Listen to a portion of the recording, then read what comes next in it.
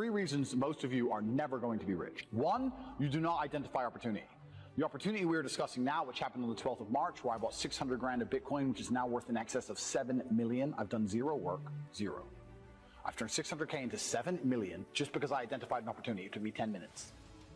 You're sitting out there thinking, if I just had $1 million, if I could just become a millionaire. That's how easy it is. Now, you probably didn't have 600K to buy Bitcoin like I did. Fine. You could have put 600 in and had 70 grand, 70,000 you could have had from 600. But you do not identify opportunities. This is the first thing you do not do. You do not pay attention to the world around you. You just live in your little bubble. You're too busy arguing with your ugly girlfriend, too busy stressed out about some dumb shit, too busy sleeping in. You don't pay attention. You're not perspicacious. This is why you miss opportunities. The first reason you're never going to be rich. When you go and buy a coffee, don't just go buy the coffee and sit down. Sit and say, why did I buy this coffee? Okay, I really want coffee. Yeah. But then why did I go into this store and not that store? Is it better advertising? Does it have less of a line? Do they have seating? How did they convince me to come here? How much did this coffee cost? £6. What's the profit margin on that? Probably £5.50, £5.80 probably by the time. The cup probably costs more than the coffee. The coffee is just water. How did they convince me to spend £6 in this place? And when you sit there and analyze, and you all start to learn little lessons about business, you'll learn about the importance of the signage. You'll learn about the importance of there being no queue. Yeah. So that if you ever run a business, tell you, I say with my business, my people all the time, faster. All the time, quicker. Yeah. Like, I have a couple businesses that are physical. I'm like, I don't want to see a line. I don't want it to see empty, so it looks bad. So when there's lines, you work fast. When we're down to 1 or 2 people, you take your time, you talk to the customer. Right. You keep it so there's like always one person at the thing. Like, manage the line. Like, people don't think about this stuff. They looked at the most successful men and women of the world, and they found that they had like 7, 8 things in common, and one of the things they all had in common was a routine. Failing to prepare was preparing to fail. The night before a game, I ate the same food. I went to bed at the same time I got up. I ate the same breakfast. With a routine in the preparation, some people call it superstition, but it's a routine. The stronger your mindset is, the greater your skill set is going to be. So step 1 is, maybe that's how we ended up here together, my friend. Step 1 is, I decided to be very logical about it. Chess player, right? So it's like, I want money. What is money? How do banks work? How does credit work? What's fractional reserve banking? All these things we now know to be the biggest cons of the century, right?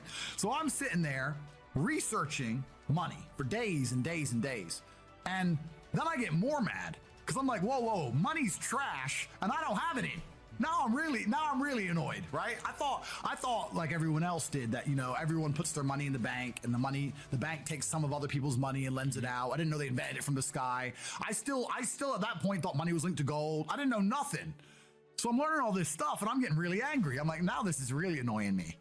So anyway, I had a piece of paper there and I'm in my research phase, and it start writing down some dude on YouTube. I don't know who he was, some dork. He was a pro gold guy. This is before, Bitcoin was probably around then, but like early. He was a pro gold guy saying buy gold, buy gold, buy gold. And he was saying the difference between an asset, a liability, et cetera, et cetera. So I started trying to write down what I had. I was like, I have an apartment, I have a BMW. I'm in good shape, but I already use that for fighting. You know, what can I do? I can play chess. I'm just writing down the things I have and what I'm good at. And then I kind of realized, I was like, I've got like 8 girlfriends. because I was traveling the world, and if you win, you get a ring girl. It's kind of like she's banging the winner, right? You win a world title, you get to choose the ring girl you want. It's pretty easy, right? So I had a girlfriend in Slovakia, I had a girlfriend in France, I had a girlfriend in England, all these girlfriends. Do they know about each other? No. Okay. But they find out pretty soon. So I had all these girlfriends, so I'm like, maybe I could open a strip club and like be a pimp, and, you know, be a gangster about it, and then that opening a strip club that's literally the first thing you thought about was opening a strip club? Well, I thought, I have these beautiful girls. How can I, this is before like Twitch existed. So I was like, what can I do with these hot girls? I was like, it's just an asset, right? There's these girls, and a lot of them were messaging me. They thought I was this millionaire world champion. They all wanted to come London, live with me, and thought I was a big boy millionaire and all this stuff. But no one's going to sit and wait in a long ass queue. Maybe some idiots will, but people like me won't. We've got shit to do, right? My time's worth money. I'm not going to stand and wait in line.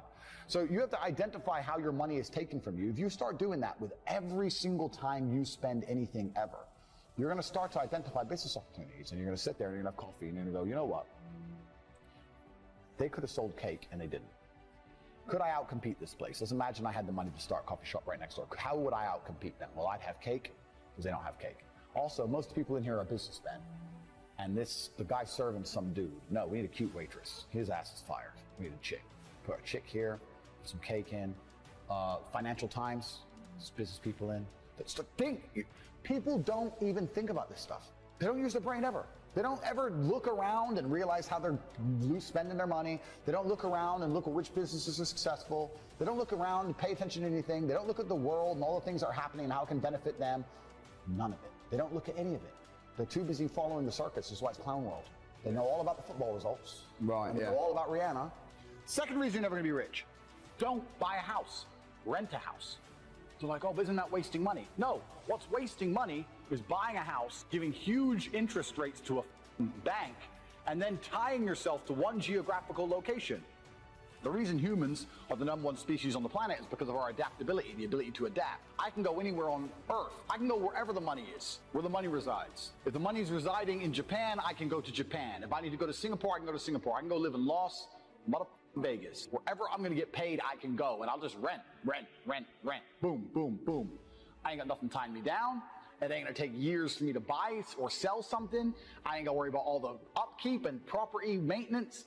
Buying a house is foolish.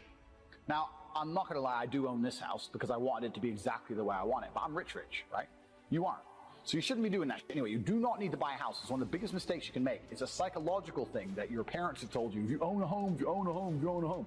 And then I tell people this and they go, oh yeah, but you can always rent it out. You're gonna spend $300,000 on a house so that you can rent out for $800 a month.